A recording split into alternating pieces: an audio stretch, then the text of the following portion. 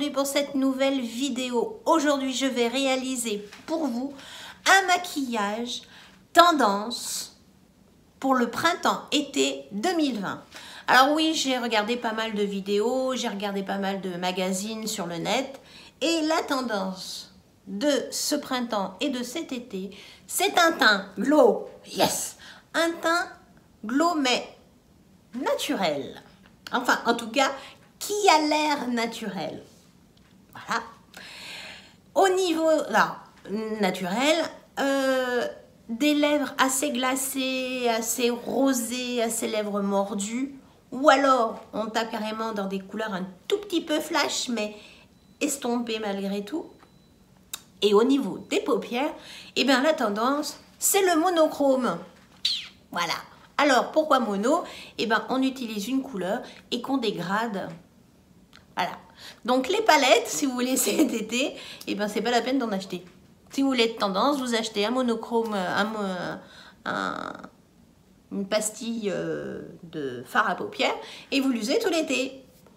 Ou alors, vous choisissez une belle palette et quand vous n'avez pas le temps, vous faites un joli dégradé d'une seule couleur et vous serez super, super, super à la mode. Donc, c'est parti mon kiki, on attaque le make-up parce que là, j'ai vraiment une tronche... Donc, un teint glow, oui, et naturel. Pour ça, je vais utiliser la base de chez MAC, la Strobe Cream. Donc, c'est une base qui illumine, qui a des petites particules un peu nacrées. On le voit quand on la met au creux de votre main. Voilà, la base est appliquée. Je vais maintenant travailler mes cernes. Donc, je vais utiliser un combo lumineux. La CC Eyes de chez Eborian. Et j'ai découvert le Boeing Cakeless de chez Benefit. Et j'avoue que le combo me plaît beaucoup, beaucoup, beaucoup. Donc, j'applique mon anti-cerne et je vous reviens. Voilà, mes cernes sont faites. Je vais attacher mes cheveux. Parce que pour mettre le fond de teint, c'est toujours assez galère d'avoir des cheveux partout. Voilà. C'est déjà beaucoup mieux. Donc déjà, le fait d'avoir retravaillé mes cernes et d'une façon un peu lumineuse, je vais avoir bien meilleure mine. Bon, alors, je ne veux pas trop me les tirer parce qu'après, mes bouclettes, elles faiblissent. Donc, voilà. Je vais utiliser comme fond de teint naturel, bonne mine. Alors, j'ai hésité avec d'autres fonds de teint. Les dernières en liste, bon, bah, c'était le Hello Happy, hein, vous l'auriez tous deviné. Ça a été ma pépite du mois dernier. Ça aurait pu être celui-là, qui est également très glow, qui peut être très naturel. Le Fenty, c'est un super fond de teint également. Oui, le Reboot de chez Make Up Forever était aussi un excellent choix, mais il y a également le fond de teint très lumineux de chez Zoeva et bien sûr beaucoup d'autres. Bon, j'avoue, celui-là je l'avais pas rangé, donc c'est celui que j'ai sorti parce que bah, il va faire très bien le job pour ce qu'on va lui demander de faire. On veut quelque chose de naturel. Oui, de naturel. Je maintiens quelque chose de glow et voilà. Alors là, je commence à bien cacher mon petit bout du nez qui est quand même très rouge. Parce que alors moi, le port du masque, eh ben, je sais pas vous, mais moi, ça me dessèche et puis alors ça me fait bourgeonner, je sais pas. Ou alors, c'est mon hygiène de vie qui est vraiment pas bonne, au choix. Je vais l'étaler avec ma petite éponge humide pour vraiment avoir un effet très seconde peau. Et c'est parti. Alors là, je vais mettre il faut que je le retouche parce que alors celui-là de bouton, je ne peux pas rester comme ça, ça va pas être possible. Est-ce que vous voyez la lumière de ce fichu fond de teint? Voilà, c'est ma peau en mieux. Je vais en mettre dans mon cou parce que la couleur n'est pas super adaptée. Enfin, super pas adaptée, tout est relatif. Hein. Ça va venir. Mais là, je débronze au fur et à mesure des jours. Voilà, vous vous en mettez bien toujours dans les oreilles, le cou. Et en évitant les petits t-shirts blancs, bien évidemment. Voilà. Alors, ce fond de teint est superbe. Mais attention, il va vous flotter les pores, mais pas masquer ces magnifiques stars. Hein, faut le dire, il y a un star. C'est pas souvent, mais voilà. Donc je mets un petit peu d'anti-cerne et je vais patienter un tout petit peu. Pendant ce temps-là, je vais quand même poudrer ma zone T. Donc je prépare ma poudre, je vais prendre la poudre de chez Hit. J'en mets toujours dans le petit capot. Voilà. Pendant ce temps-là, mon anti-cerne a un petit peu séché. Je vais reprendre mon petit pinceau. Voilà. C'est juste parfait. Je vais prendre un petit pinceau. Alors celui-là, je l'aime pas trop, mais de taille, il est parfait en fait pour ce que je veux faire, parce que je veux juste faire un petit peu ma zone T. Alors, la poudre 8 est géniale parce qu'elle est très fine, elle ne marque pas les pores et elle matifie quand même relativement bien toute la journée. Après, j'aurais pu utiliser la poudre de chez Laura Mercier sur la zone T. Voilà, j'en fais bien sur mes ailes de nez. Voilà. Je rentre pas là, je reste vraiment sur la zone T. Le désavantage de ce pinceau, c'est qu'il perd ses poils. Voilà. La poudre est mise. Donc là, j'ai vraiment ma peau en mieux. C'est exactement le but de ce type de maquillage. Ensuite, je vais apporter du relief. Donc, je vais prendre un bronzer. Alors, on peut prendre un bronzer très lumineux, mais un bronzer très lumineux, ça va pas faire très naturel. Le Parc Avenue Princesse aurait été super, mais je trouve qu'il fait beaucoup moins naturel. Après, le plus naturel, c'est un bronzer crème. Donc, vous pouvez utiliser le Nude Sticks. Vous pouvez utiliser, j'en avais un sous la main, de chez NYX, qui est très très bien. Là, je vais utiliser un bronzer poudre de chez Kiko. C'est le Radiant Fusion, la poudre cuite. En couleur, je crois que la couleur s'est effacée. Hein. Mais je l'avais noté. Je vous mettrai tout en barre d'infos. Je vais prendre un petit pinceau. Et puis, je vais appliquer mon bronzer. Donc, racine de cheveux, toujours. Donc, vous faites des petits ronds pour que ça s'intègre bien à vos cheveux. Vous avez toujours un petit coup de soleil sur le bout du nez. Et bien sûr, on fait les côtés. Donc, on joue sur le fait que c'est du naturel, glow, toujours glow. Mais c'est votre peau en mieux, vos reflets de peau en mieux. Donc, j'ai bien marqué mon effet un peu soleil. Je le remonte bien sur le côté. Et là, je vais sortir mon blush. Donc, je vais utiliser le blush de chez Kiko, quelque chose qui est très lumineux, c'est le Magical Holiday, que je vais passer avec ça. Voilà. Et c'est parti. Donc, la tendance, ce sont des couleurs très, très fraîches, très roses, très pêches. Voilà.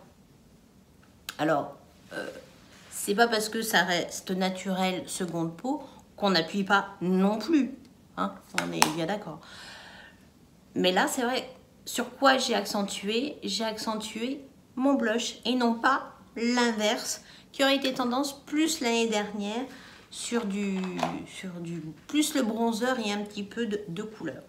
Je vais apporter un peu de glow avec le Size Up de chez Benefit.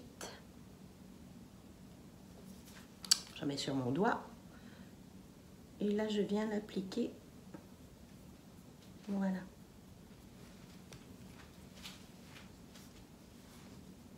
Et je vais même pousser le vis sans en mettre un tout petit peu sur l'arcade. Mais alors, très, très peu. Voilà, pour vraiment, ça entoure le regard. Et plutôt au doigt sans appliquer avec le petit embout. Voilà. C'est très glow. C'est ma peau. En mieux. Le teint est réalisé. Maintenant, je vais appliquer une base pour mes paupières, tout bêtement, comme d'habitude. Et là, j'avoue que j'hésite entre vraiment le basique de chez Basique. Voilà, vous prenez une couleur que vous dégradez, ou alors vous prenez une couleur et vous la travaillez un petit peu et vous rajoutez un petit peu de lumière. Je vais vraiment faire le basique, basique de chez Basique. Alors, vous pouvez utiliser ce style de choses de chez Huda Beauty. C'était le Matte Metal. Alors, ça, c'est vraiment le truc à avoir cet été. Vous avez une couleur mate que vous allez dégrader. Et alors, pour faire un peu plus travaillé, vous dégainez la couleur métal que vous appliquez un peu au centre de votre paupière. Voilà, pourquoi pas. Là, je vais quand même le travailler un peu d'une façon pas lambda, mais je dirais presque. Je vais prendre une couleur de transition. Donc, je vais prendre ma palette de chez Morphe & Jacqueline Hill et je vais prendre ce marron-là. Et je vais faire couleur de transition. Voilà, faire une couleur un tout petit peu plus marquée en coin externe et un gros creux de paupière déjà un peu travaillé. Je vais en passer également en ras de cils. Et je vais quand même dégainer mon Huda Beauty parce que finalement d'en avoir parlé ça m'a fait envie.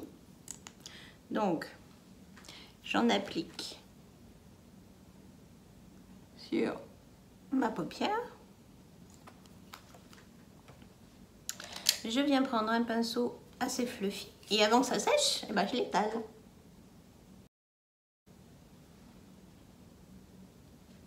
Est-ce que vous voyez? C'est vraiment le truc vraiment lambda. Et là, je viens essuyer mon pinceau sur ma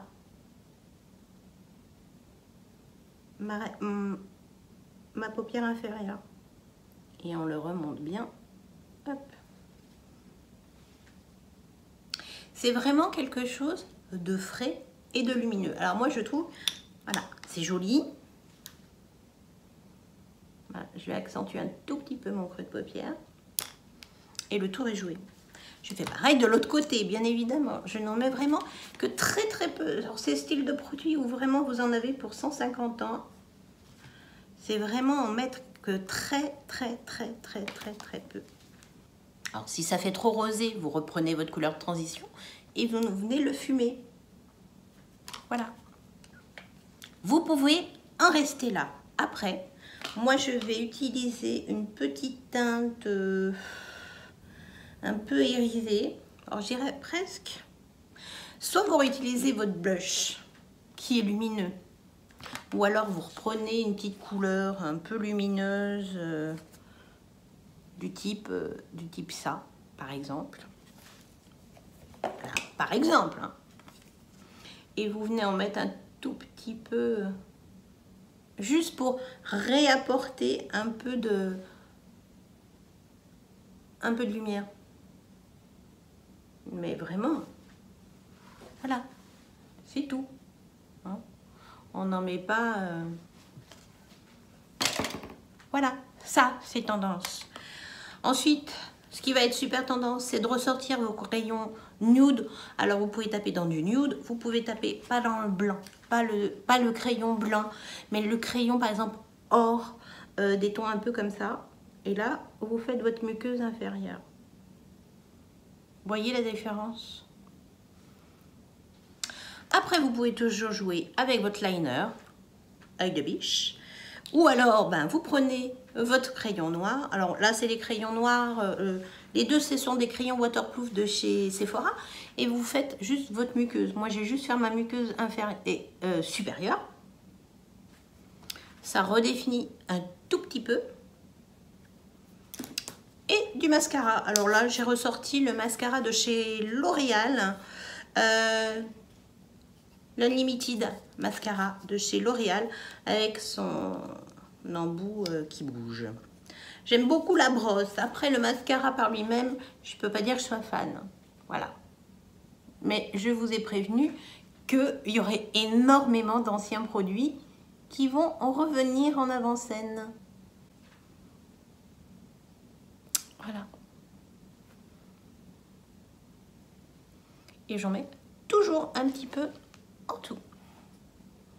L'avantage de ce style de brosse, c'est que vous ne faites pas de grosses bêtises. Vous voyez? Alors, on est dans le naturel. C'est vrai. Ah, j'ai pas sorti vous voyez ce que je veux dire? Je vais prendre celui-là. Le rouge à lèvres crème Chet Nude de chez H&M. Et voilà.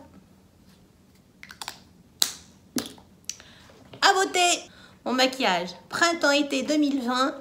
Mon teint en mieux, glowy naturel de face. Mais dès que je tourne, oh, j'ai eu un petit peu chaud, je brille. Mais ça n'est que du factice et des paupières qui sont présentes, oui, mais qui mettent juste en valeur par des couleurs nude. Mais après, vous pouvez utiliser du bleu, du vert, du jaune, du rose, de toutes les couleurs. Le pastel revient en grande pompe, mais on fera quand même du flashy ou du nude, on verra. En fait, on verra en fonction des envies printemps-été. Aussi parce qu'on ne suit pas forcément la mode des podiums. J'espère en tout cas que cette vidéo vous aura plu. N'oubliez pas, un petit pouce si c'est le cas. C'est gratuit et c'est motivant pour moi. Si ça n'est pas déjà fait, qu'attendez-vous? Abonnez-vous pour suivre toutes mes aventures YouTube. Et puis je vous dis à samedi. Ciao. Un make-up.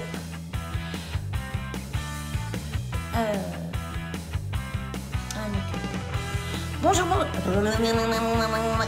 De découvrir.